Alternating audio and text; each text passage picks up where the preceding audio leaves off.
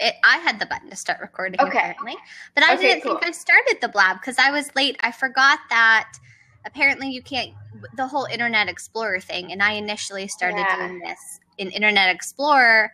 And then when it went live, it said, oops, you can't do it in Internet Explorer. And I had to switch over quickly. So am I the moderator this time? You might be. Although it's funny because I added you, since I had scheduled the blab, I added you I'm the one that added you in. And Sarah is showing up on mine for me to add her in. So I don't know. But at any rate, okay. As long as it records, as long as we're recording, then we're good. And then someone else said, get on Safari. Yeah, okay. That's right. Yeah, Gathered in Zone. Oh, hey. We know you. Hi, Angie. Yep. You have to do, I guess, Google Chrome, which I should have said because I just posted on Instagram and Facebook, and I forgot to tell people that. I'm sorry. Yeah. Do you have them up right now? Do you have Facebook up for us to send a quick message there? I could do it too. I scheduled one to go up right at 10:30 as a little reminder. Okay. So I'm still getting some feedback, but I don't know what to do about it. Okay. Does it sound okay to all of you? Yeah, it does. Okay. Everyone in the chat. I'm hiding in the bathroom like it's watching a movie in my bed. I love that. Yes. Next time I'll film this from my toilet seat too. How about that? Oh, and bringing up Betty. Okay, so Sarah said I still hear some feedback. Oh, okay. Well, I'll keep working on my sound settings, but let's add Sarah in and let's get that going. Ready? Here comes Sarah Evans. We're going to be brainstorming with her today.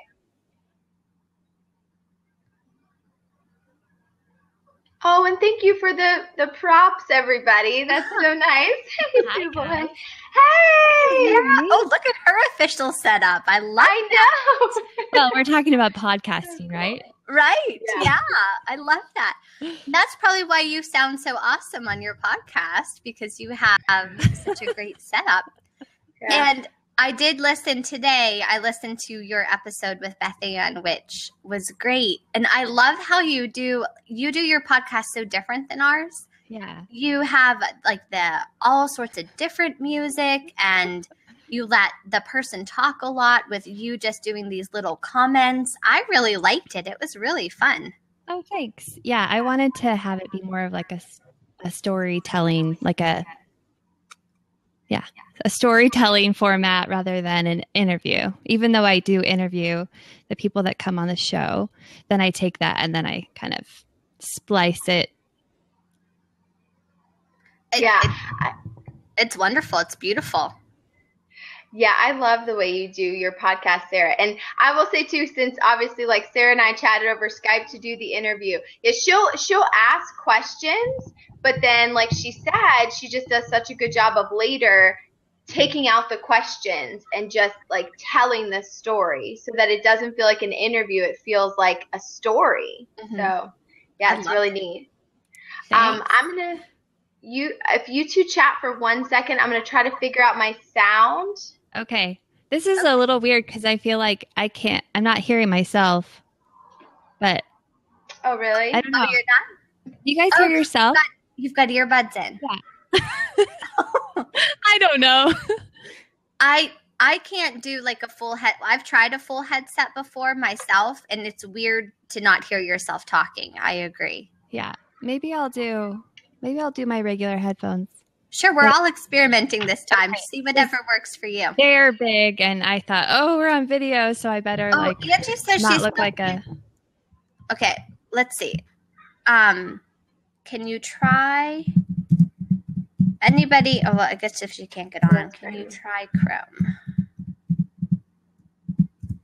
But how can she message us if she's not on? She just can't see our video. Is that how it works with Angie from Gathered and Sewn having problems getting on, Beth Ann? Yeah, I don't know.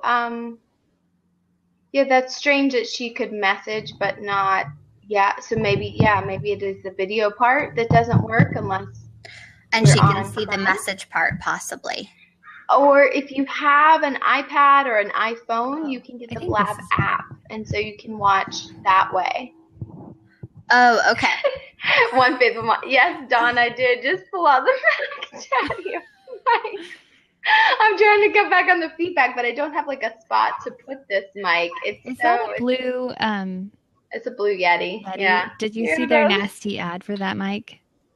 Oh no! Yeah, they did a really Sarah bad. and I have made jokes about it before. Yeah, though, they like took the joke to the extreme. I'm sure. No, I haven't seen it. I don't think I want to. Don't want to. It's very much catered to men. Oh no! in like the lowest common denominator kind of way, like trolls, stay away, trolls. We don't want you. But I don't know. I mean, it wasn't working otherwise. Because I sound better now, right? I sound better? I think so, although I wasn't hearing the feedback before. Okay, let me set it down here. Oh. Okay. Is there a way? One faithful mom just said she's still hearing a lot of feedback. Oh, guys, I'm sorry. I feel like there's a way that I was watching a blog the other day and the questions came up like tagged as questions. Do you know how to do that? Yes. Do a / and then a Q. Yes. So that's one thing for everybody to know. So like this, it'll show up question and then type in your question. So just a simple / and the letter Q, everyone. So if you have a question, that's how you can do it. And then that way it'll show up a little bit more for us over in the chat. Does any of you have a podcast? Yes, we do. We all have podcasts. Quest, MPW. Sarah and I, the top two, we have the Brilliant Business Moms podcast that we co-host, and then Sarah Evans on the bottom has Bringing Up Betty. She co-hosts that podcast. So yeah, we were about to dig in and talk about how to grow a podcast and strategy. And there you go. Somebody figured out how to do the question. Awesome. There is still a ton of feedback. I don't know what's going on with my feed. But I don't want to hold this up any longer, so. Well, should we start with maybe you, Sarah, telling us about your podcast a little bit and how long it's been going on? Sure. So I guess if I start at the very beginning, I have an Etsy shop and that I've had for several years. And I design like invitations and labels and announcements and things like that.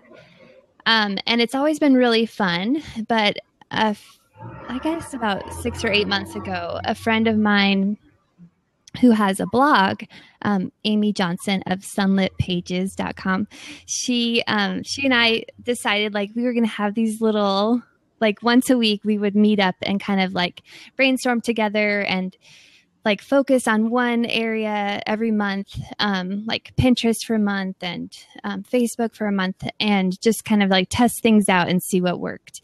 And with that, we started listening to a lot of podcasts, especially the Brilliant Business Moms.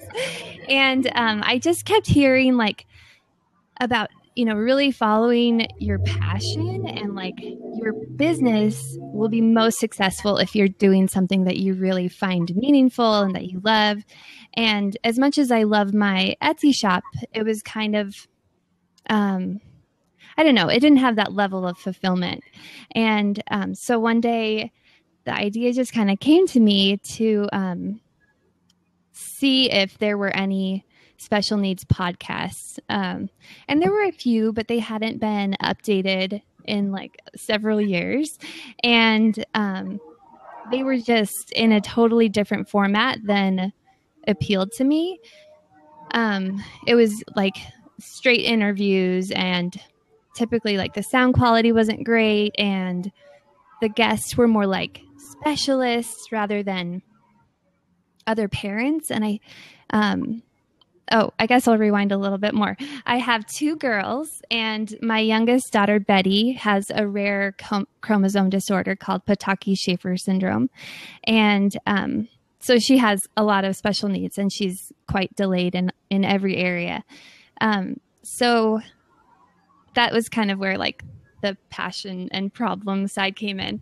And I saw that there wasn't really anything like that out there. And so I thought, I'm going to start a podcast about parenting kids with special needs. And so I decided to call it Bringing Up Betty, because that's my daughter's name. And it's been I guess I thought of it in May, I think, and by the end of July, I had released my first couple of episodes.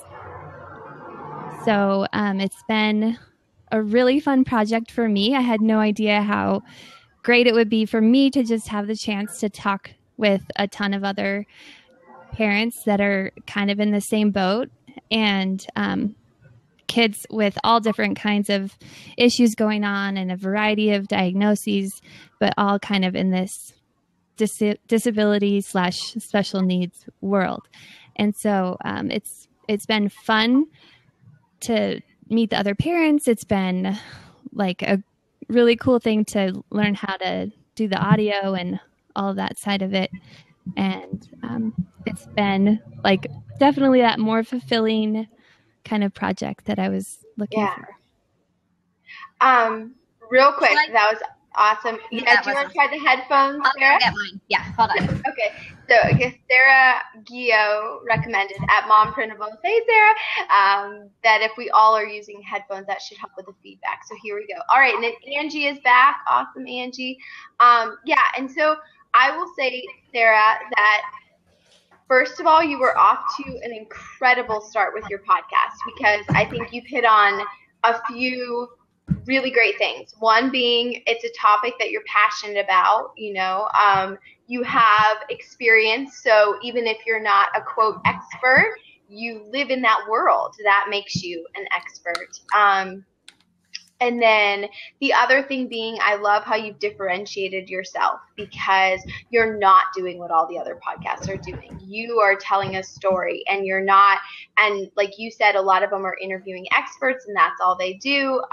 You're talking to parents, you're like in the trenches with them, telling their stories. And like you said, you were talking about like how you've been kind of maybe surprised a little bit at how nice it is to connect with these other parents. And when I listen to your podcast, I feel the same way. Like I've not really identified myself as a special needs parent, because our world is a little bit different. But when I listen to your podcast, I realize like, oh, I did need this. Do you know what I mean? It's one of those things where like, now that I hear it, I'm like, oh, I do need this. Like, this is so encouraging. Like, it's so wonderful to hear these other parents' stories. So right off the bat, I think that's what you're doing well, is I love that you're not doing what everyone else is doing. You're setting yourself apart. And then I don't know if we want to jump into, and feedback is better. It's better now, isn't it? Is it? Right. Yeah. So it's a lot better. I'll say one other thing. Good hair. Sorry. Right? I'm like, I actually did my hair a little bit. Oh no, mine's still a mess. This is so different than recording a show, just so everyone knows. Usually I'm like in my pajamas and it's 6 a.m. But I like ironed at least the front of my shirt. Wow, that's awesome. You need props for that one. Let me give you many props. Yeah, where are the props? Okay. Thank you. So one thing I have noticed is, even though I feel like I had some, and I still do have my Etsy shop. It's Sugar House Inc. if anyone wants to check it out. And that's still fun. I feel like with that, I was looking around a lot, because the trends are so influential in the design world that it almost felt like not as genuine, even though like the designs are my own, and it was just like you just had to always be aware of what was happening and ready to change. And with this project, I just feel like I've been a lot more bold in, approaching big names or doing like bigger things, because I feel like it is really like my project. No one else is doing something like it. I don't feel like I'm looking around to see like how other people are doing it. And it's nice to feel that level of ownership over something, and not feel like, I wonder if they're going to think I'm copying them, or, because I'm putting a chevron pattern on this and it's so trendy. But yeah, so it's nice to have that. Definitely. Yeah, I can definitely see that. So we wanted to chat today about ways to grow a podcast, and I think this could be a very beneficial discussion for both of us. I mean, we're fairly new to 18 months isn't really that long. It's not even 18 months, is it? Yeah, July, August. We're a couple months short of 18 months. Yeah. So it's not, I mean, we're fairly new to podcasting as well. So maybe some ideas will be helpful for us as well as we continue to grow.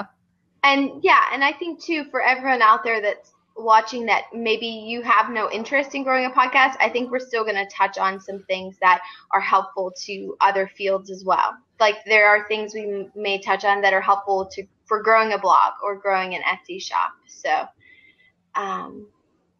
Melissa, Melissa, hey, she's chiming in, answering questions for people.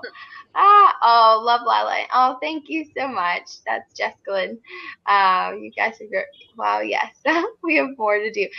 Okay, so as we jump into kind of some strategy, one, we've talked about, I think one thing you're doing amazing at is doing your own thing, and you're passionate about it, and you've totally differentiated yourself. And I love that too, the whole idea of like, your head is down and you're just doing the thing. Like, it doesn't matter what anyone else is doing because you know what you're doing. You know, it's about what you're doing. Okay, so going along with that, I guess we talked a little bit about what's working, but in terms of like getting more podcast listeners or, more website traffic, is there anything that you feel like is really working right now? That's hard to say because I am not doing like a ton of different things. So right now in promoting the podcast, I'm mostly using Facebook. The interesting thing about Facebook, especially in the special needs community, is that there are a lot of groups and pages that are specific to like a diagnosis. Or, for example, you'll have a Down Syndrome Association of West Texas, and you have those for, every area of the country and even the world. And so I've been able to, and this kind of takes a lot of time, but when I come out with a new episode and I've interviewed, for example, a parent of a child with Down syndrome, then I will message those page owners and let them know that I've released an episode featuring a story of a parent with a child that has Down syndrome, and just say, I feel like this could really resonate with your community. If you'd like to listen and share, that would be great. And depending on the diagnosis, and the scope of the community, like how big they are, it's been really good for some, and others, I'll say like autism is so big that it's almost like they probably just get inundated with like, oh, I wrote an article about autism today. And so I feel like I didn't get as much of a response from them, but some of the like medium-sized diagnoses have that tactic has been really successful, and just getting it out there. And then I do have the benefit of also being a hosted show that, is interview based. And so every time those interviews go live, I encourage my guests to share with all of their contacts and in any groups that they might be a part of, because Facebook is kind of like a bit of a lifeline for a lot of special needs parents to connect with other parents that are in the same diagnosis. Could we maybe answer a question that I saw a long time ago? I'm sorry, Katie. And so how many episodes, Sarah, did you start out with releasing? Yeah, I started initially with 3. It's so funny because there are only a handful of voices in the how to start a podcast world too. And so I feel like they kind of tell everyone how to do it exactly. And like, that's how people usually do it. So John Lee Dumas, not to mention any names. No, we should mention, So John Lee Dumas and Pat Flynn are the big how to start a podcast people. And Cliff Ravenscraft was like even before them, Cliff Ravenscraft. But I've never looked at his stuff. And they both have a lot of great, because we just have a question. Is that you, Dawn? One Faithful Mom? Yeah, that's Dawn. Okay. This is a little hard with Twitter handles and not names. Yeah. It'd be nice if we could put a name with that. Yeah, it would be. But they both have a lot of free resources that are very beneficial that walk you through step by step how to get started on the technical side of things. Pat Flynn's and John Lee Dumas. Yeah. So I use both of theirs. And I will say too that the podcasting tutorials that are out there make it seem really easy. And it's not like setting up a blog where you can in 5 minutes, get a domain name and get on WordPress or Blogger and just have it and then start writing. Podcasting definitely has a bigger learning curve, and you need equipment and you need a media host and you need equipment to edit and level the sound. And so there's like a lot more that goes into it. And I remember hearing and reading before I got started that for every minute of a podcast you hear, there are like 4 minutes to go into each minute. And I feel like for my first 3 episodes, which I released 3 when I started, that it was like an hour per minute of time on the back end. It really was like, I just spent a ton of time editing, and I finally had to kind of just say, this is not going to ever be like just right. So I just need to get it out there. But yeah, there's definitely like more technical stuff that goes into starting a podcast. But don't be scared if you are interested in starting one, because you can definitely do it. And then within a few weeks or months, you find your groove, I feel like. Do you guys feel like that too? Yeah. Oh, yeah. Yeah. So much easier now than it was like a year ago. And now we're kind of like, we're starting to outsource a few little things, which is so wonderful. That's awesome. Like, we just found someone, which I should give her a shout out. I don't think she's here right now, but Courtney Nichols is helping us with show notes now. And like this Monday was amazing for me because of her help on that. So yeah.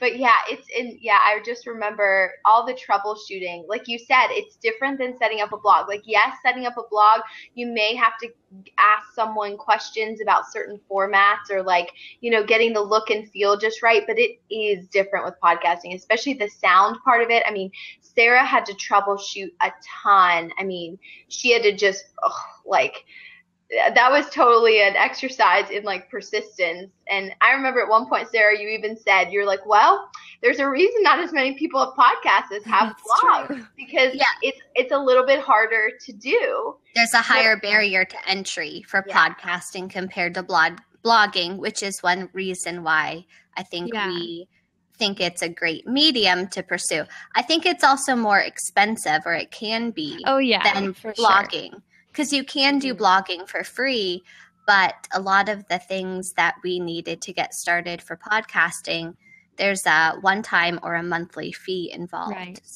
And it's funny, there are so many monthly fee things that just add up. They're like, only $7 a month to host your audio, and then only $10 a month to get your like scheduling software really nice. And it's just like, whoa, how much money am I putting into this?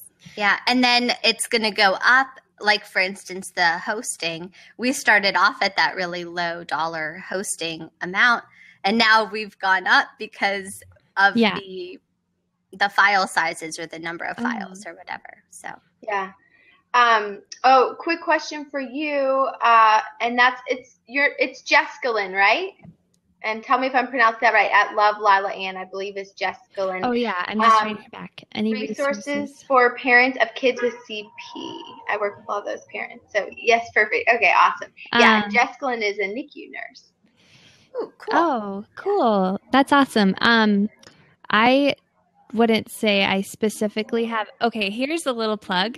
There's a company that we have in terms of like equipment. Is that what you're asking? Or maybe support. Yeah, or maybe support groups maybe. Well, I would like to think that my podcast is for all parents, but especially for all parents of kids with special needs. So the one thing, I was really like diagnosis specific focused when my daughter got diagnosed at first. And as we've gone along, she's 2.5, so she got diagnosed when she was 8 months old. So we just passed the 2-year mark of her diagnosis. But it's, I think, just being in this world, like a lot of parents can relate, even if they don't have the same diagnosis exactly, because we face the same challenges and the same issues. I mean, we're dealing right now with transitioning to preschool for my daughter, and that's something a lot of parents in this world deal with, like the transition from early intervention to special education and doing an IEP and then making sure the IEP is followed and, making sure you're getting enough therapy for your kids and the services and advocating for your child. And so I feel like even though the diagnosis might be different, that the issues are the same. So I would hope that you could send them to iTunes and look up Bringing Up Betty, and they could find some great camaraderie and like community among the other parents in my podcast. Definitely. Someone asked, and that's right, what's an IEP? I said an individualized. I thought the I was for individualized. It is, yeah. Individualized education plan. Yeah. I know. I'm like so in the trenches of being a special needs mom. I kind of don't realize that other people don't know the lingo. But I was there 2 years ago too. I'm like, what does that even mean? Yeah. Yes, an IEP.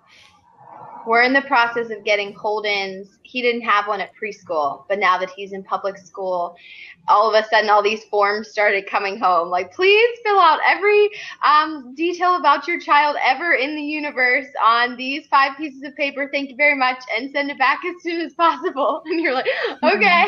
And so then apparently they're like evaluating everything. And he's, I don't know, Holden's kind of different too, because he's more just like maybe needs a little bit of physical adaptation, and that might be about it.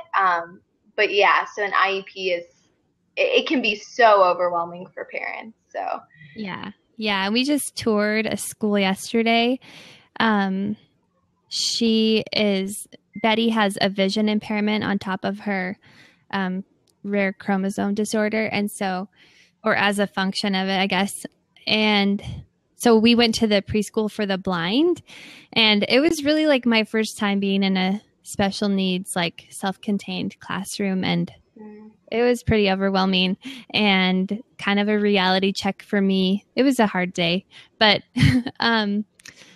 yeah, it's just the transitions are hard, and I think I've known that for a while just from talking to other parents. So Mom Printables asked if I will be starting a community.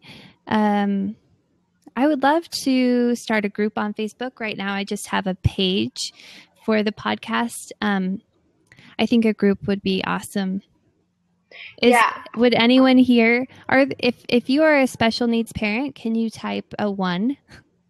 Oh, that's awesome. Yes. Look at you. You know how to do blab. Especially, I'm a special needs parent. Let me put a 1 in there. Well, and I was going to say too, Sarah, is that's another thing I was going to mention at some point in our strategy session, was just how, like, Sarah and mine's Facebook group started because some of our audience like asked for it, because we were pretty much like, why do we need a group? Like, they can just comment on our page. It's fine. We want to grow the page. And they wanted that community where, and it makes such a difference. People feel more open and safe, and they're going to share more of themselves and be more open in that group. And so who came up with that idea? I'm trying to remember now. It was Sarah Barnett. Sarah Barnett. Okay, yeah. Who does the boxes, International Box of Blessings. Yes. Yeah, and it's been incredible. And I mean, you guys were the ones that said, like, we want this. And that's so sweet, Dawn. I've never felt as encouraged to have in y'all's Facebook group. That's the other thing I was going to say, though, too, is like, okay, so even though, because clearly there's a bazillion other mompreneur, bloggy, whatever, Etsy seller Facebook groups, but we still have ours, and there's people that really love ours. And I think it's going to, oh, go ahead. Oh, I was going to say, I'm one of them. I love your Facebook group. Thank you. We love having you in there.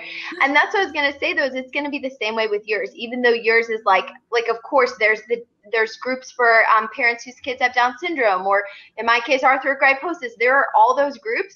But in a lot of those groups, it's really easy for the tone to kind of shift from one that's like supportive and wonderful and great to like aggressive or judgy, or like, I mean, we've all seen that in different groups. And that's where too, I already know, based on knowing you, Sarah, based on knowing how you tell the parents' stories, based on how you conduct yourself, the kind of person you are, that your Facebook group is going to be different. Your group will be totally supportive, and it'll be filled with like super kind, encouraging parents. And so I do think, even if it feels like, oh gosh, well, maybe I'm going to start and there's only going to be 10 people in this group for like the first month, but like it'll totally spread, because people they'll get in there and they'll love it. So yeah, thanks. Well, yeah, that's a good idea. And from a business perspective, we absolutely love meeting everybody in our Facebook group. But from a business perspective, it has become that group of sneezers, that group of first responders. If we have exciting news to share, we post it there first. And so it kind of, this sounds bad, like I'm treating you guys as a business, those of you listening to this lab. I view you as a person, not just as part of my business strategy. But it's all about the bottom line, huh, Sarah? Oh, it is. You know it is. No. Totally. But it is part of the business strategy, I have to say, as much as I value like friendships and relationships. Yeah. Right. No, but it is. It's been, I mean, I think we didn't realize how amazing it would be. Yeah. But you guys all made it amazing. And she's got to have money for blue headphones. We're big moms. We know. Yes, it's true. That's right, Dawn. Yeah. Got to be styling. Yeah. Oh, go ahead. I was just going to say, I'll try to remember. Yeah, those are the people where, too, if you're going to do something new or grow your brand, like with our planner, with our book, we were coming to that group saying, what do you guys think? What's your advice? How, like, our book reviews, like the people who wrote book reviews were pretty much like the women who had been active in that Facebook group. It's all of you guys. So if I could give you all props right now, I can't, but yeah, props to all of you. But yes, that's, and I think too, Sarah, with your, it just fits what you're doing so well too, because your podcast is all about being like supportive and encouraging and like making parents feel like they're not alone, like they're connected. And so I say go for it. I say get it started, even if it's only a few people. I'll go in there. I can help you get it going. Yeah, because that's the thing I have noticed about the page. I mean, I initially had this intention of like building community, and the page is like all of the nice people in my life that like support me, but are not like in the boat, those people. You know? Yeah.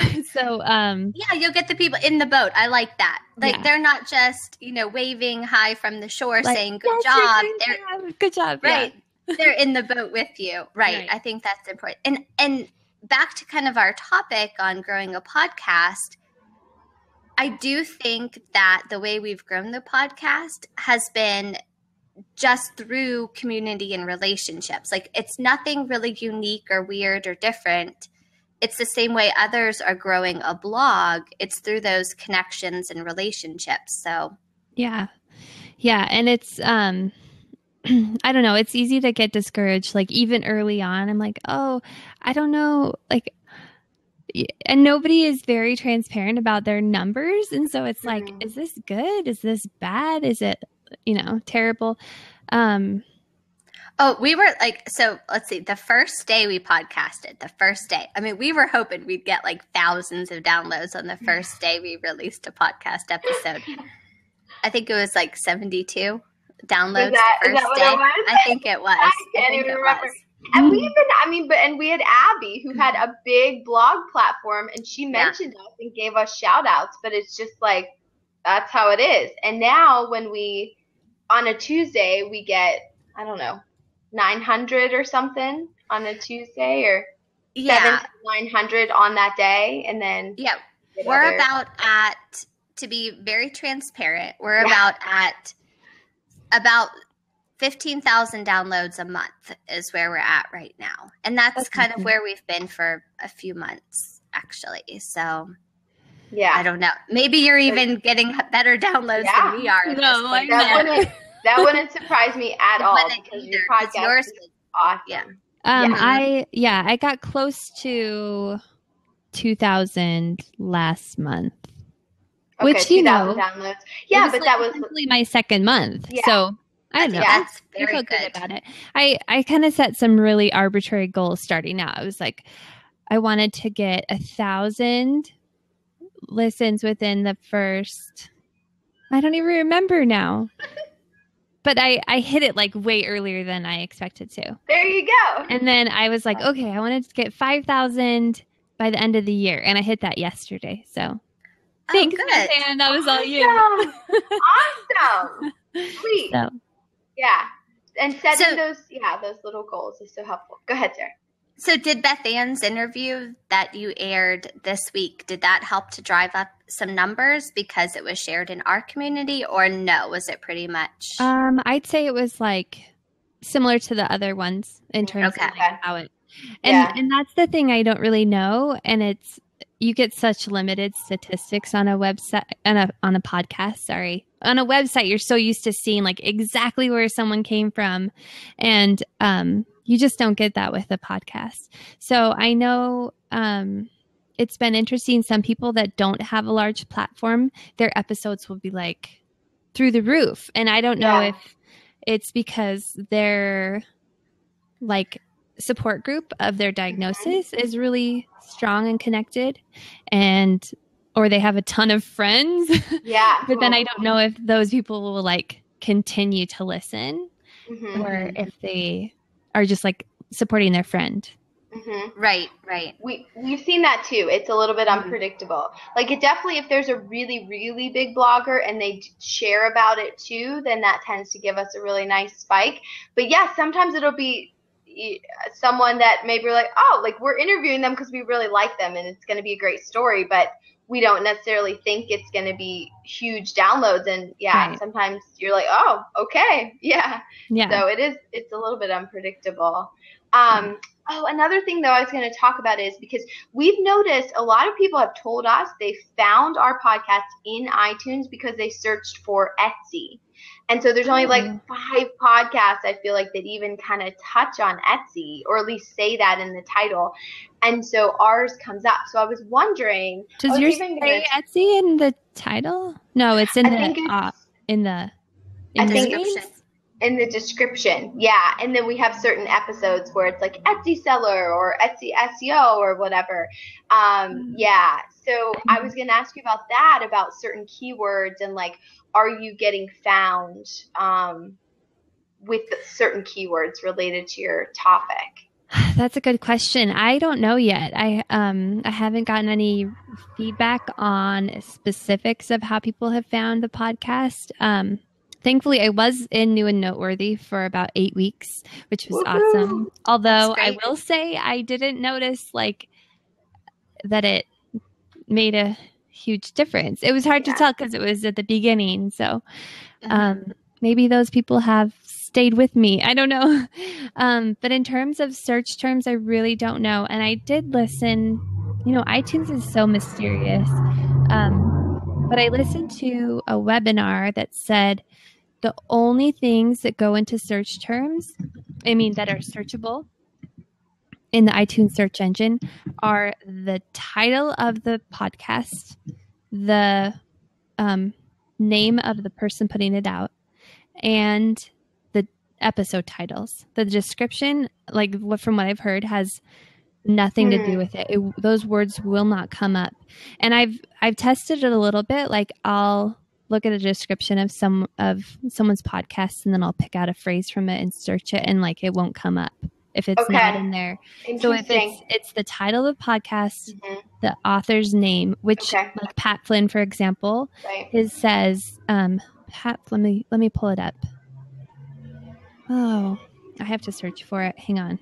Now, but let me ask this, because you can search for episodes and certain episodes come up. So is it the same thing though with the title of the specific episode? Yeah. And then the author of the specific episode? So the author will always stay the same. Yeah. Well, except I don't. That's one thing I was going to tell you is when I use the ID3 editor to tag the podcast, I add in the person that we interviewed to that author instead of just always saying Sarah Kornack and Beth Ann Schwamberger. I say, and I use keywords. I'll say mom blogger, Ruth Sukup with Sarah Kornack and Beth Ann Schwamberger, because I'm like, well, she is an author on that. Like, I guess I just view it like, she's in this episode with us, so or I'll say Etsy seller, Angie Gordon, and with Sarah Kornack and Beth. So that's one thing I would recommend, because I have noticed that it seems like we get found with some nice keyword phrases because of that. That's a good idea. It looks a little silly, but I'm like, I don't care if we're going to get found, because it'll be, or I could say like Pinterest expert so-and-so, Instagram, That's nice to put what the focus is, because I really like naming my episodes like something like a kind of a quote from the show or something. And I realize it's not the best for SEO, but I don't know. I don't want it to just be like one Down syndrome mother's journey. Like, so that's a good way to do that. But if you look at like Pat Flynn, I'm just looking at his right now. His podcast is called the Smart Passive Income Podcast, and its title is the Smart Passive Income Podcast, online business, blogging, passive income, Pat Flynn. And then his name is Pat Flynn, online entrepreneur, business strategist, and blogger. So he is using that, he's filling that with as many keywords as he can. And then the title of each episode goes in the search engine too. But as far as I know, the description of the whole podcast show does not matter. That's very interesting. That's good to know for everybody out there. I just take the whole our whole show notes page and put it in the description, because I'm like, I don't care to, to me, it's not worth the time to come up with some short little thing. And since I wasn't sure what matters and what doesn't, I'm just like, no, but that's good. The show notes for each episode. Yeah. Versus like the description of the show, because the show notes for each episode, it's easy to put like on your phone. You can like click on the links from there instead of having to go to your website and then. And you've gotten compliments on those, Beth Ann. Somebody specifically mentioned your awesome show notes within iTunes. I don't know where. On Facebook or like a message to us, they specifically mentioned within iTunes show notes that they liked how awesome yours were, because you are the queen of show notes. Oh, and Sarah said, thank you. Sarah said, I love having show notes in there. Okay, so that's cool. So there's a tip, I guess, for anyone else who's going to podcast. You guys write like the most thorough show notes I've ever seen on any podcast. They're so great. They really are so good, and so helpful. Oh, sure you include all of the details. It's awesome. I know mine's a little different because it is that storytelling format too. Yeah. I'm like, I don't want to give too much away, because then I don't want people to not listen. Yeah. And I've experimented with a few different formats, but I don't know. Right now that doesn't feel as important because my podcast is not instructional. Where you guys have tons of tips and resources, and mine is sharing your story, so it's a little different that way. Yeah, and I think too, if yours is just a description and the links, any relevant links, I think that does make more sense. Although, whoa, who is going? Oh, Quest is giving you a bazillion hearts there. I don't think that's going to convince her. Chat, I know. Sorry, dude, we're not letting you in. Oh, you can chat. That's hilarious. What was I going to say? The only thing though is, and this is another thing I wanted to touch on at some point while we're talking about. All right, at least you guys have a sense of humor. I was like, oh, not really. Is the other problem with podcasts is in terms of regular SEO, it's harder to get found. It's like you have this whole thing of iTunes, but what about all the special needs parents who are just searching for a certain topic? Right. That's another thing that makes podcasts really tricky. That's one of the reasons why I decided to do the crazy show notes that we do, because it was like, wow, we view ourselves more as podcasters, definitely way more than bloggers. But if we really want to get the most bang for our buck, we need to almost make it appear like a blog post. And so people do find us via search engines. Now we do write other blog posts, but so I don't know though, but maybe then that would be, it still would be tricky with yours. Maybe it would just be like once a week writing a blog post that somehow relates with some great keyword phrases, and you can link to certain people's stories and stuff. So one thing I have started is, I started with myself, just like going through what a regular day for our family looks like, and wrote a blog post about that. Just because I did it when I just had my oldest daughter, and it was kind of so fun to have just this time capsule of like, because, you know, kids, their schedules are like ever evolving. And so just to like look back and say, oh, when she was 7 months old, you know, she had 2 naps. I can't remember. Like, I don't even remember what that was like. And what did I do with all that time? But, you recovered. That's what you did. So I did one of those, and then I've actually lined up a lot of people to do guest posts of that as well. So they're going through a regular day in their family with their child and their diagnosis. So I just had one of those last week, and you know, her daughter has a lot of seizures and has to take medication like every 2 hours around the clock. And so hopefully, I mean, you know, I'm not doing it for SEO, but hopefully the longer posts that have. Well, I do kind of feel like, though, to get your podcast name out there, it has to be like a multifaceted engine. It has to be like the blog and the podcast. It has to all work together. That sounds like such a fun idea. I love that idea. And I don't know. I just don't think it would work very well just having, if we just had a podcast without the related blog. Yeah.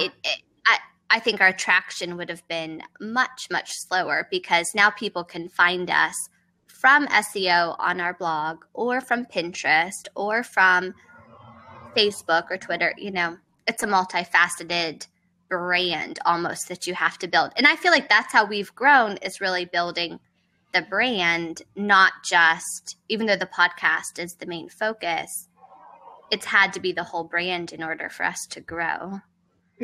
Yeah. But you know what? I like your idea, though, again, Sarah, is like you're doing your own thing. You're being unique. Like, you're not just doing another list blog post of like 10 ways to like get your kid to take their medicine, or like, I don't know, something that might relate to special needs parenting, but you're doing something different. But along those lines, though, Sarah, which I think that's awesome, and I love that you're having the guest post again. Like, I know like there's lots of great blogs where the one blogger does all of it, but man, guys, when you can get guest posters, it is great. Like, you know, I mean, they have to be awesome, but we've had some awesome guest posters, and it is just, I mean, again, it's just leveraging the power of the community. It's like, I think a successful business isn't all just one person or all just 2 people, you know? So I think that's great. I was going to say, though, too, now I don't know, I know you know what, you are getting into Pinterest, because you were asking questions about that in the group last week. And I saw, and I loved the cover photo style that you were using was perfect. But is there any like way to share a screen on here at all? No. Yeah, I don't think so. There is. Because I did come up with a format that I really like, and then I went back and created one of those images for each of the episodes I had already done. That's smart. Good job. And have you joined some group boards related to like parenting? I have tried. I've joined one.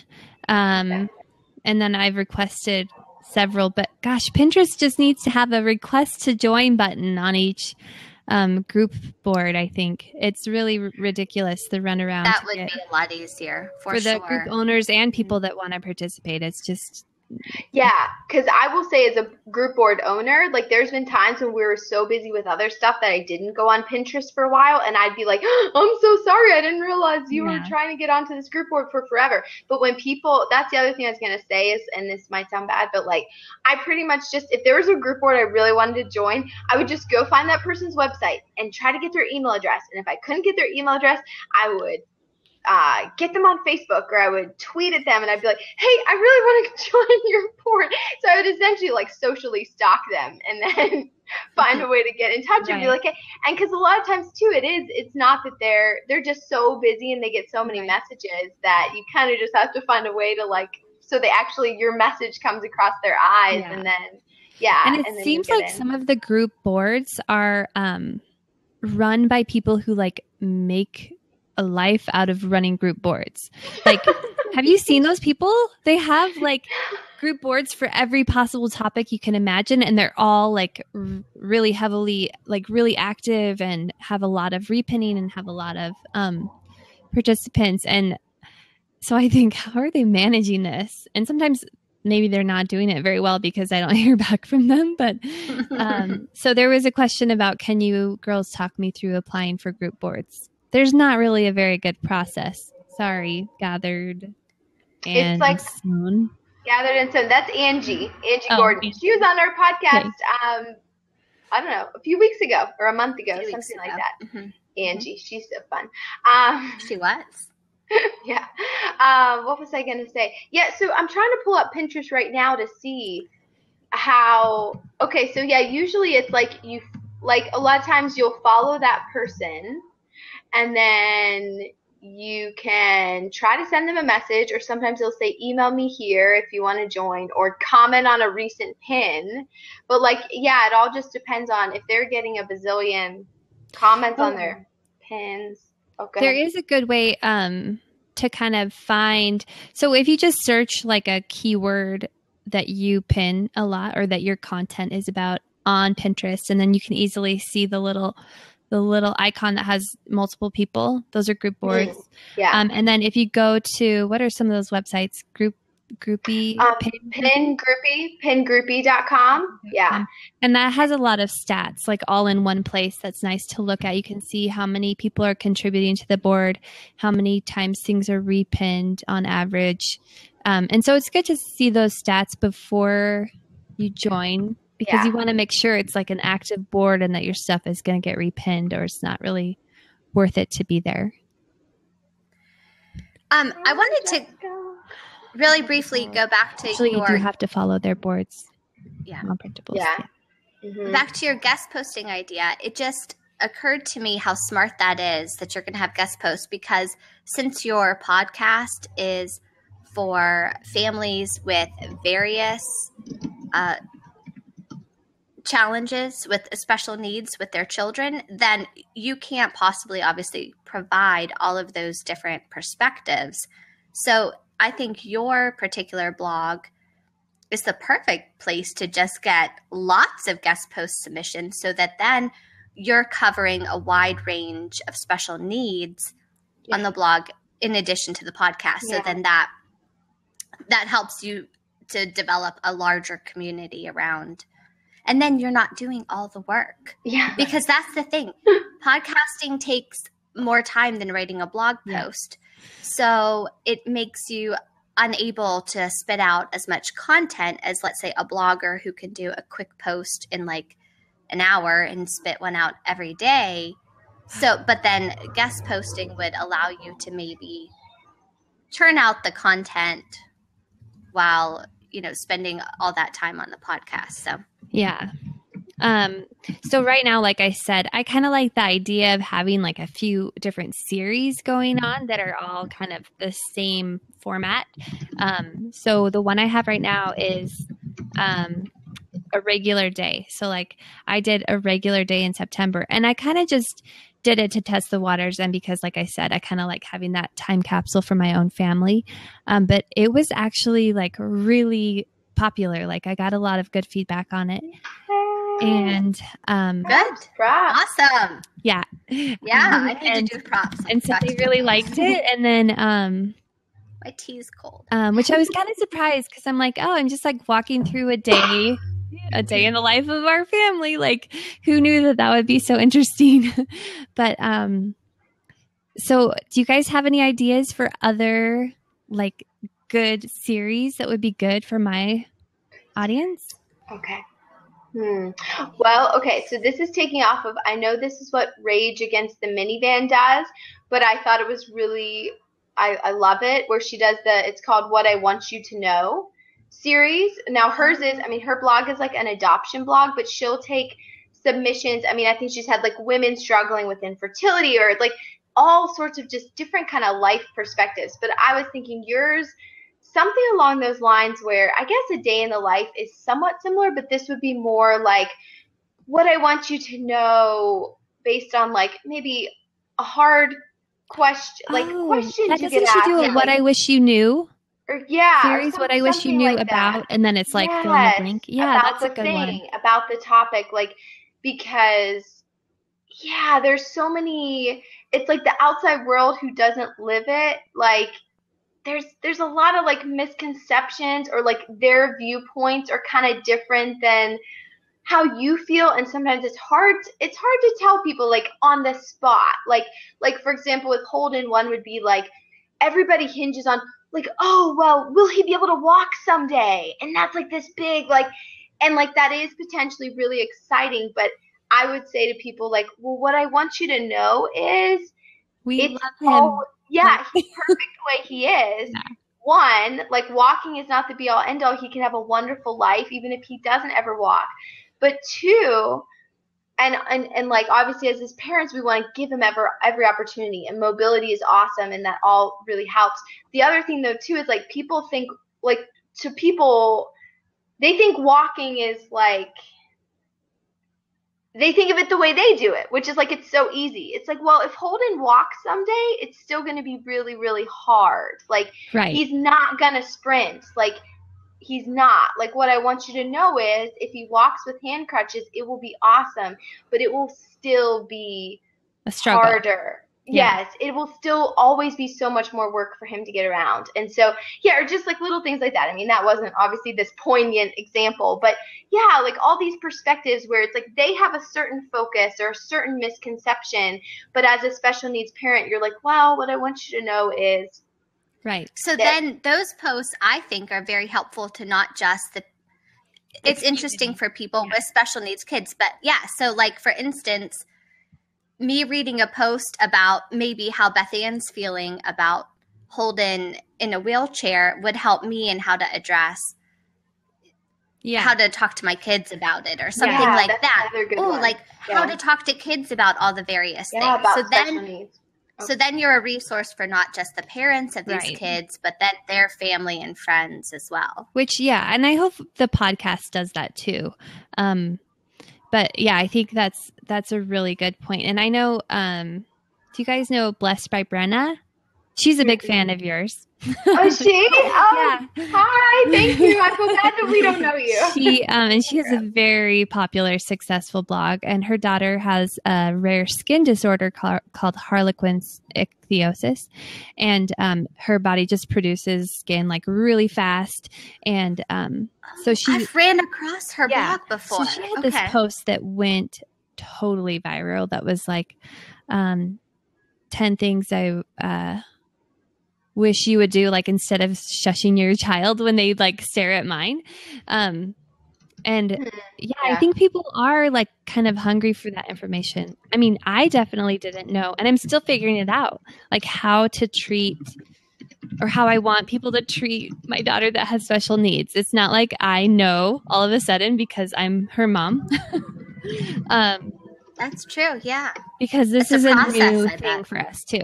So, but I think addressing things like that for people that are not in the boat is could be really valuable too. Yeah.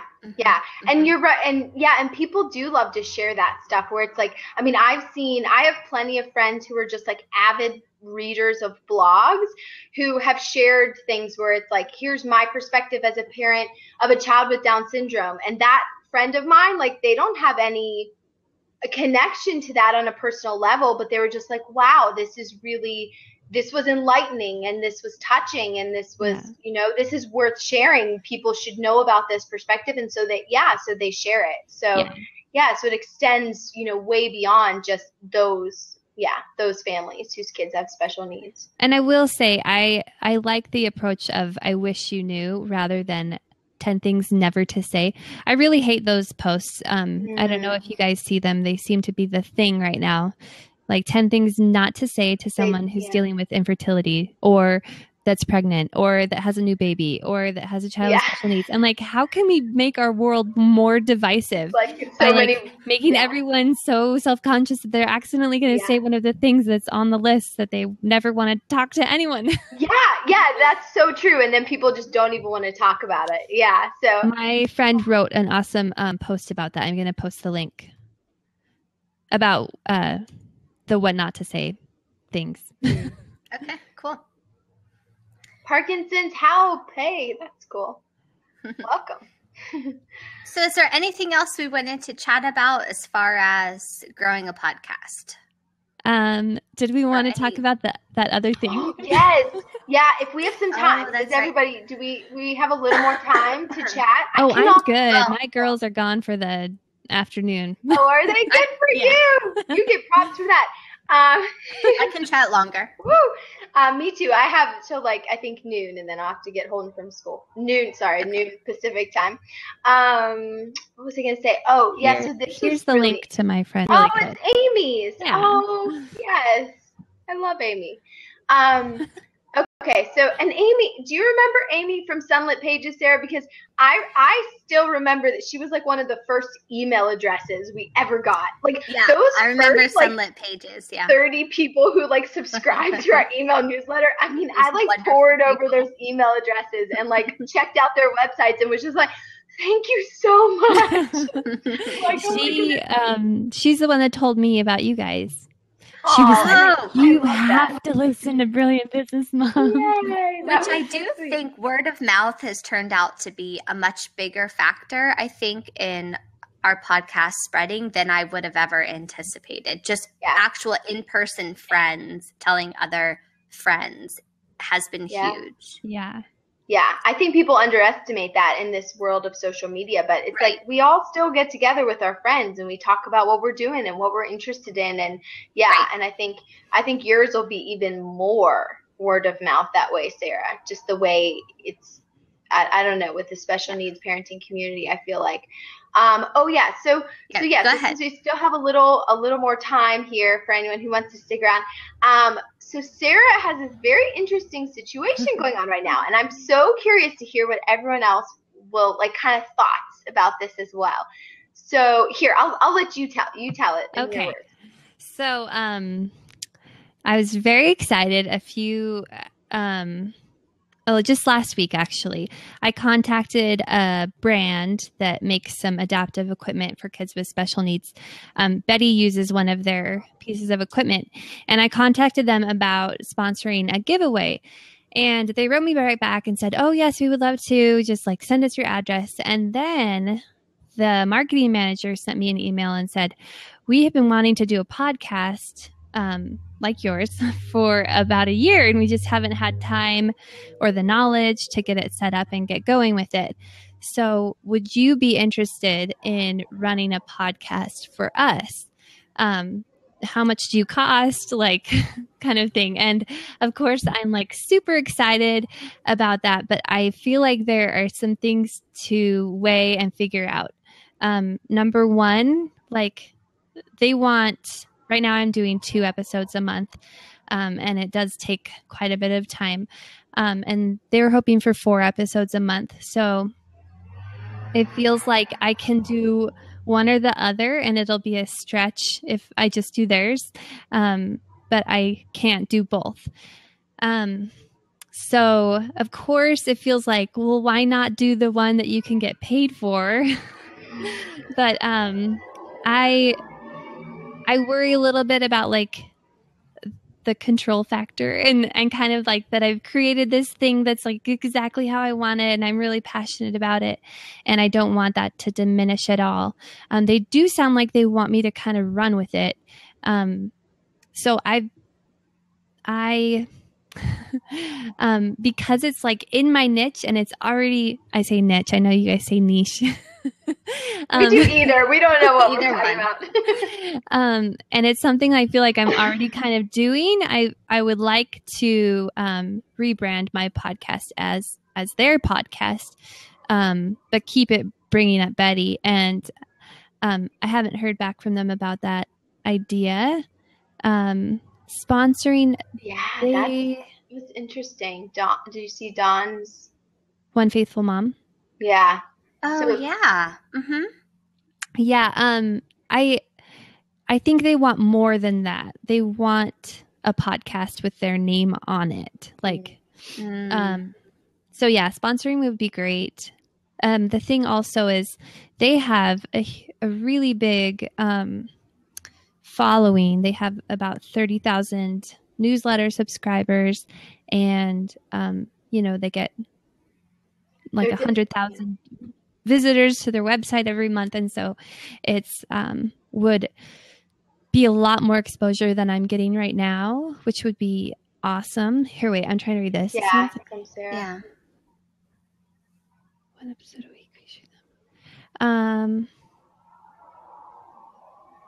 Yeah, no, I do want to do it. I really do. I guess I want to do it kind of with like my parameters. But I would love to get like some feedback about, I don't know, I've only heard of other people getting approached by like a totally different niche. Like there was someone in the She Podcast group that said they were approached by like an IT company to do a podcast for them. And that's not at all what her podcast was about. Yeah. So to me, that seems like easy. Like, do I want to produce a different podcast about something I don't care about just for money? No. But do I want to do what I'm doing, like what I'm really passionate about, and get paid for it? Yes. Sure. I'd love to. Yeah. Well, is there maybe a way to combine some, because I saw how much time you put into each episode, which is, it's more than we put into each episode of ours. Is there a way to maybe, if you're getting paid for episodes with them, to then outsource some of the more tedious functions? Yeah, I would hope that I could get to that point. I struggle with knowing how that would work because I do create a narrative, and so it's not just a matter of editing out likes and ums and pauses and awkward moments. It's like really putting a story together and like, oh, this part like we talked about much later on, but it needs to go up here at the beginning. And so I don't know. And maybe someone else could do that, but I feel like that's kind of part of that's your specialty. Bring to the table. That's you. It's almost like though. Well, because, one thing with doing for the other brand, it got me thinking, though, it's like you'd almost be like the Ira Glass of special needs parenting. Like, in a way, do you know what I mean, though? But, like, telling the stories and having this big brand behind you.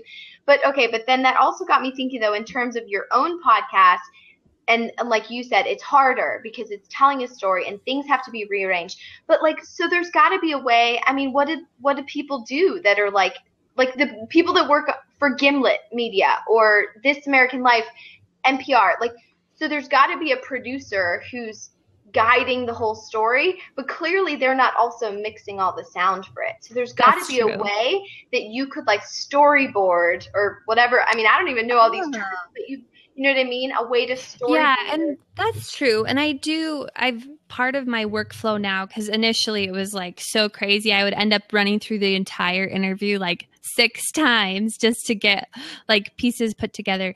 Now what I do, here's my workflow. So I record the interview, separate the tracks, put it into GarageBand, and I listen to the whole thing, typing away as quickly as I can and making note of the time as I go. So that takes a little longer than, just the length of the interview. And essentially like transcribe the entire interview. And then I basically create a script using that. So I've got the time noted and I'll kind of move parts around like in a Google Doc. $1 a minute. Okay. That's good to know. And then where's $1 a minute? I don't see that. Sorry. All the way at the bottom, mom printable, Sarah. Oh, okay. Got it. Thanks, Sarah. Oh, and thank you so much for all the people who are telling a little bird. That really helps. Like, oh yeah, that's awesome. About this. So tell a little bird if you want people to know to come hang out with us. That's fun. And then it'll go to Twitter. What was I just? Thank you, William. So after I transcribe, then I script it out. I record all of my part in one take. I mean, not in one take, but in one session. Okay. And then I like piece it together. So I probably could. There probably are parts of that I could outsource. And maybe these. And somebody else suggested maybe a compromise of less episodes. Like, to me, that seems so. Realistically, if they wanted you to do what you're doing now, except for them, you wouldn't even have enough hours in the day to do it if you dropped yours altogether, because you spend 10 to 20 hours on each episode of yours, and you have children that you're caring for. So and one has special needs. And one has special needs. Yeah. Logistically, what they want is not physically possible with the hours in the day. Yeah. So maybe starting with a compromise of, I'd be nervous too that they'd be like all gung-ho about this, and then they would change their minds, or let's change directions. We don't want to do this anymore. And then you've lost your momentum. So maybe a compromise on, you still do yours once a month, and you do 2 for them, and maybe some of what they pay helps you to outsource not only theirs but yours. Right. Yeah. What was I going to say? I worry a lot about like losing momentum, because there's no guarantee on how long the relationship would last. Right. Yeah. And that's why ideally Bringing Up Betty is essentially like rented out to them for as long as they have it. And then I could keep up the momentum whenever the relationship ends. Someone asked a question up here. Oh, will they want theirs as a narrative, or will your style be what they want? Yeah. They've told me, they're like, oh, we love your podcast. We want that, plus a little bit other stuff as well. So they do want some product reviews and some like, they're in the UK, and so they want some debates about like the UK versus the US in terms of services and like funding and okay, so some of those episodes could maybe be less time for you, because you're not then converting them to a narrative, which, the hours that it must take for you to do that. Yeah. But they're beautiful. I mean, literally, I'm listening to this today, and I'm thinking, this is just beautiful. I don't think most people have that reaction to a podcast. Yeah. Yours is so, it is. It's so well done. So it sounds like it's going to come down to a lot of compromise. They're definitely going to have to compromise no matter what. Yeah. This is so. I'm almost. They could hire you a personal assistant, to take care of laundry. For instance. Right. I know. My sister-in-law is like, if this thing happens, like you should get a part-time, like a house cleaner. I'm like, that sounds good. Yeah. Yeah. I'm trying to think of other, it just seems. Solutions, yeah. Yeah, but I guess, okay. So regardless of, how that shapes out with them and then your own podcast, the one good news is you should be able to continue doing some great guest posts on your own site and build your own site traffic that way without that piece of it being a lot more work and time for you. So that's a good, like, let's say if you have to cut your podcast down because of this, you could still keep ramping up the guest posts. And so you're still building your brand that way, building your community, and building that Facebook group as well. That's it'll be a touch point for your community that doesn't take as much time as producing a podcast episode. Because I'll be awesome, I'll be honest, once you assemble awesome people in a group, I'll be awesome. Someday. I don't know if that one's ever gonna happen. No, you're awesome today. That's something an awesome sister would say. What was I gonna say?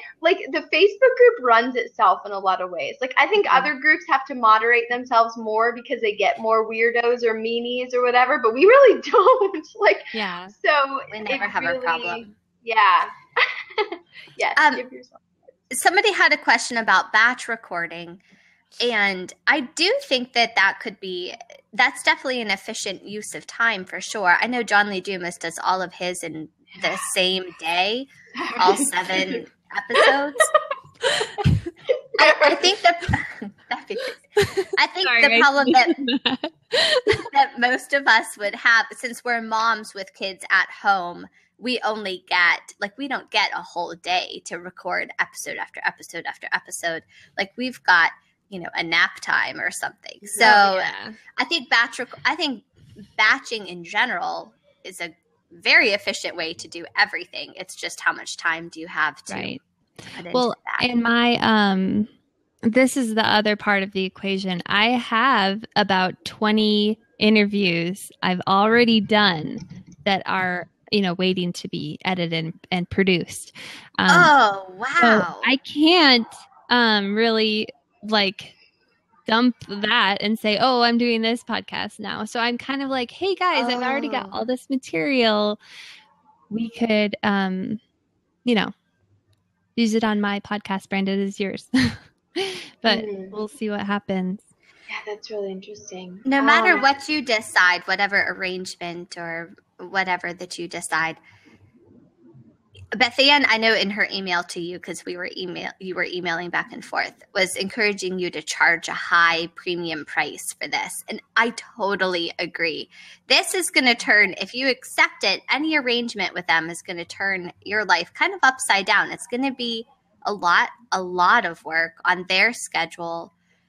Yeah. If you're putting, and I didn't know you put, Beth Ann recommended $500 to $1,000 per episode, I think, to you, that you should charge them. Maybe I shouldn't have said that. Sorry, I shouldn't have said that.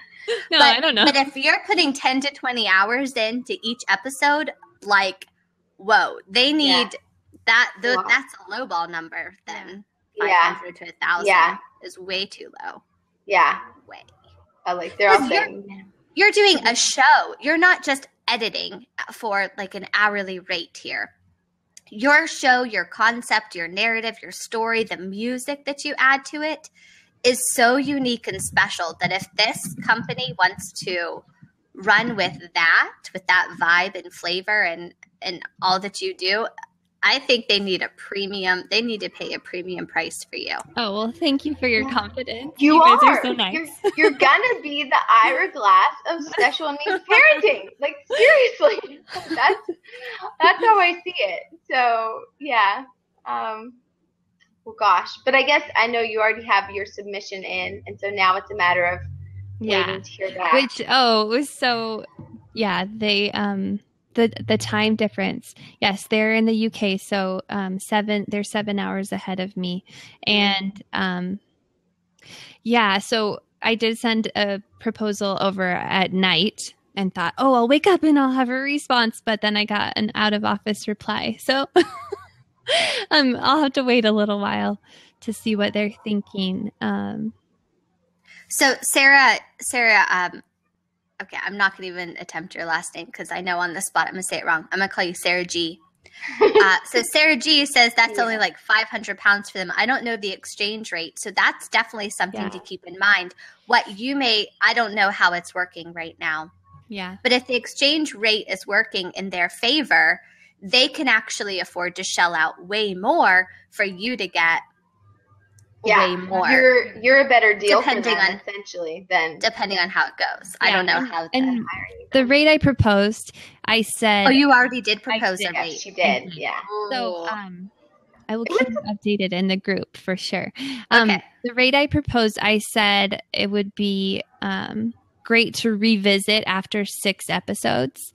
So that's good. Then we can both kind of see like how it's going, and if I'm, if it's taking a lot longer than I thought, or if they're not getting what they want or something, then we can kind of revisit and that's smart. Renegotiate at that point. I feel like 6 episodes in, we should have a pretty good workflow established. Yeah. So this whole thing just makes me want to like figure out a way to get into some sort of NPR office and like shadow them and see how do they create their podcast with all the stories. What is that process like? Has anyone online talked about this? NPR, anyone who produces a show like that, a storytelling show, we want to hear from you. Oh, do you guys know about How Sound? How Sound? No. It's a podcast about storytelling. Oh. About storytelling on the radio. And that's a good one, but it doesn't really go into the technical side. They're more about talking about really great, like amazing radio stories and how, like more like gathering the information or the data and things like that. So. Okay. I'm sure NPR has a whole team that they're paying full-time salaries to produce their stuff. I'm sure they have their narrate person. They've got their editing person, their audio tech person. They're shelling out, I'm sure, huge amounts in salary dollars for their. Yeah. All right. That's all I got to say. They're shelling out a lot of money. Yeah. And as much as I would like to put myself on the same level as NPR, I know that I'm not. No, but you're on that track though. I do feel like you're so nice. Yeah. Are you guys familiar with Millennial? No. The Millennial podcast? Oh, you should listen. No. Thanks, One Faithful Mom. Yeah. I think I'd like to think that that's something that I would bring to the table, that I'm not just a podcasting professional. I'm a mom who can relate to the audience. I am the target audience. And so hopefully that would bring like added value. Whoa, are you guys hearing that? It's like the Loch Ness Monster. Yeah, or like ghosts or spooky Halloween music or something. The feedback in my headset, yeah. Oh, that's weird. Well, there's a lawn guy over here. I'm wondering if that's it. Shan VP. Millennial's not really, well, it's not the sequel to Serial at all. It's produced by a girl that just graduated from college, basically without any plans. She decided she didn't want to do what she majored in college. She studied photojournalism and she wants to do radio. So she's producing a podcast about her journey as a millennial to get into radio. And it's a serialized episode or show, meaning it follows a story. Yeah. Every episode is a new part of the story. But if you're going to subscribe to a new podcast in iTunes, check out Bringing Up Betty. That's right. Yeah. Oh, that's it. Okay, that's another thing. Sorry for everyone listening. If other people are wanting to grow a podcast, the ratings and reviews does increase your rankings. It does. So like that's the other thing I was going to say is I heard this I know people who will do like giveaways where it'll be like, well, if you subscribe and leave a rating and review, you're automatically entered for a giveaway for XYZ whatever. And recently I heard Rick Mulready was doing this on The Art of Paid Traffic podcast, which I thought was really good. I love the way he phrased it. He said, you're entered by leaving a rating or review. You're automatically entered to win a scholarship to it was like his Facebook Advantage training. And I was like, oh my goodness, that's like amazing. And it's worth like a high price. But I was thinking though, for your podcast, Sarah, like something, I don't know, like, a decent giveaway, but that totally appeals to that special needs parent. Like I was trying to think of a company that just has, I think the problem though is that all the companies are different. Like there's one company to go get like a sports wheelchair and there's a different company to get yeah, exactly. There's so many different ones. And do you know how you can track like if someone's left a rating and review? Because I've been wanting to do that. I want to encourage subscribers' ratings and reviews, but I'm not sure how I can like hook it into a giveaway. You can't tell how many subscribers you have in your podcast, but you can go. But you just mean if they've left a review? If I'm doing a giveaway and I'm saying to enter the giveaway, you need to subscribe. Like I can't. I think you can sort. That part but you can sort by recent reviews. Yeah, the reviews you could try. I was just saying to phrase it that way because the subscribe matters as well. Of course, you're not going to be able to tell if they actually subscribed or not. But I would just phrase it. So if you want to be entered, subscribe and then leave a rating and review. And if they miss that step, okay, like whatever. But we should try that, Beth Ann. We've never tried anything like that. Yeah. I was just thinking that too, we could do for our planner or the Get Found guide. What are we on reviews? I feel like I don't know. I haven't checked in a little bit. We need to give more props to our reviewers. We haven't done that in a while. Oh, you guys do like a shout out for reviews on the sometimes we do. Yeah, we used to do that, and we haven't done that in a while. But I do think that's something that's nice to do. Yeah, and I like. Do you guys listen to the Read Aloud Revival? Yes, so sometimes. Yeah, Sarah McKenzie. She's so cute. She has a segment at the end of her show called Let the Kids Speak. And like your kids can call in and leave a message about like what their favorite book is right now. And then they, put it on the show. So my daughter has been so excited because she called in like, okay, I have to tell this story. This can be my funny or adorable mom moment. Yeah. So, although I have several, my 4-year-old is a hoot. Her name's Clara. She's 4 years old and we live in Utah. And so on the podcast, like it's, they say your name, where you're from and how old you are. So she calls in and she's like, my name is Eris.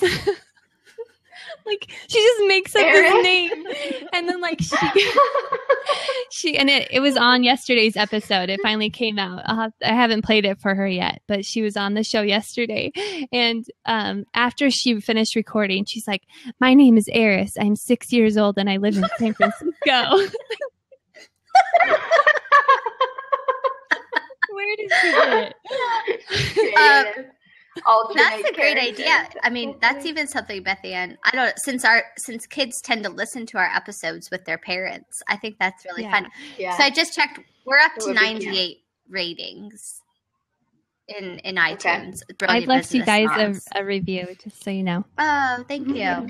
Oh, thank you. I left you one, or I should have. I'll leave a review for you, Sarah. Yeah. So brilliant business moms bringing up Eddie. If you have a moment, leave a review. Yes, we would subscribe. Yeah, it really, really helps to get found. So, yeah, that's it.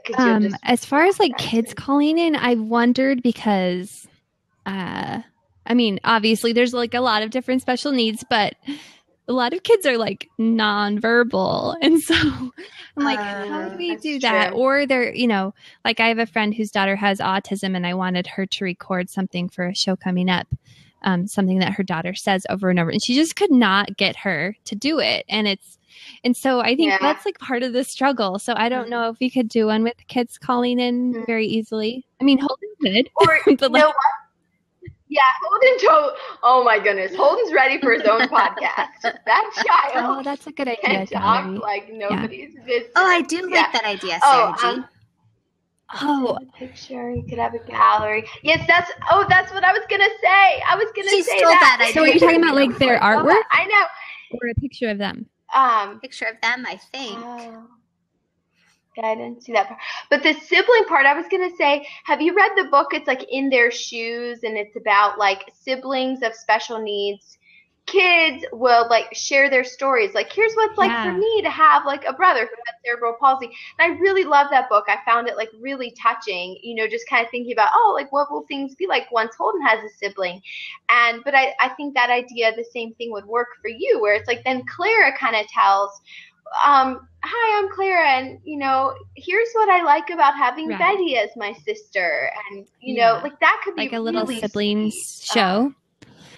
That would be awesome. Yeah, like so you're getting their little perspective. So I did start and do you have to go pick up Holden? I do in a few minutes. I have a few more minutes. We don't want to leave him at school. Really if the brilliant business moms were so busy talking business that they didn't go get their children. That'd be awesome. Yeah, I have a few minutes. So what was I gonna say? Haha, Dawn. Oh, I've come up. I wish mine was. Part of what's so fun is like, I can just like add new things to my podcast like whenever I want.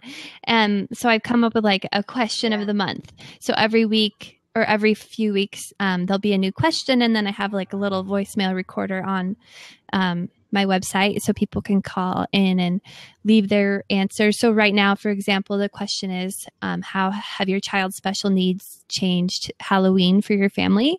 And so I'm doing a Halloween episode, and then it'll have several of those perspectives on it as well. But I love the idea of like having the siblings call in, because they'd probably be even more excited to hear themselves on, the podcast. Yeah, I heard that today at the end of your episode with Beth Ann, and I thought that was a clever idea to do the questions, because obviously the more episodes you get out there, obviously the more chance to be found, the more engaged the audience stays in your brand and in listening to the podcast. And do you release your main interviews on a consistent schedule? Yeah, every other week. Every other week. Okay. I think that has helped us a lot as well, just the consistent schedule, because I know people have mentioned to us when they drive to work every Tuesday, it just automatically comes on, I guess, since they're subscribed. And that, I think that consistency that they know every Tuesday, they'll get to listen to it on their drive to work or their drive home, has helped people to stay engaged. Yeah. Tuesdays are my favorite day, because like all of my favorite podcasts come out on Tuesdays. Oh, is it a popular day? Okay. I know it's so funny because there's like an infographic or something on Pinterest. If you search like best day to podcast or something, comes up and it's like best day, best length of show, and I just think it's kind of like the Disneyland off season, how it's like now it's the on season, because they're saying like the best day to release a show is on Tuesday, but now it's like, does everyone release a show on Tuesday because they saw that? So it's like, with Disneyland, you read the blogs that say go in October, and now it's like everyone goes in October, and so Disneyland is crazy on October. So I don't know if I'm trying to look that up. I haven't seen that on Pinterest. Oh. Did you say it's like best data podcast? Yeah. I mean, I don't know if, let's see, Pinterest. And I just posted a link to on Bringing Up Betty, how to leave a rating and review. So it's how to subscribe, but at the bottom it shows you how to leave a rating and review for anyone that wants to. And Beth. Oh, yes. You have a post? Oh, okay. Oh, yeah, if you want to link that there, or, yeah, that'd be great. I was trying to explain to people how to leave a rating and review, because it is weird. It's really weird. You have to go back and search for the podcast again. Yeah, you have to go back out and search for the podcast all over again, as though you didn't know about it. And then when you see it, you'll see the reviews as like a middle tab. Beth Ann, don't you have a video on our YouTube channel that shows you how to leave a review in iTunes? I do, except then I think people were saying like, oh, your iTunes version was old and mine doesn't look like that. And I still had people who were like, no, that's not there's right. The link to that pin. Okay. It says Ideal Podcasting, 22 minutes, published on Tuesdays and weekly. We go way over 22 minutes. Sorry, people. Yeah. Okay, 22. But that's the thing too, is like if you want to listen. If you just want to catch a little bit. We do that. Weekly, we do that. I just feel like I'm really done following the rules of the internet. Like, it can get so frustrating to feel like you have to be in a million different places on social media, and that you have to be like, if you want the most comments, you put out at like Sunday at 4:00, and if you want the most readers, you release something on Tuesday at 6 a.m. And I'm just like, this is ridiculous. Like, who is even making these rules? Like, I just want to do my thing. And like, whoever wants to pay attention to it can. Awesome. It's the way to go, I think. Yeah. We like it. Well, should we wrap this up at the end so we can get home? Yeah, I think so. You guys for a long time, but. Yeah, this was really fun. I think we tossed around some good ideas and had fun brainstorming. Yeah, we've had 83 total viewers, which is really fun. We've had a lot of people kind of pop in and out, and then it'll show us, who's here now. I'm so glad you guys all showed up, and thank you so much, Sarah, for coming on, being our first victim on our. Yeah, brilliant business mom. Now we just have to choose our second victim.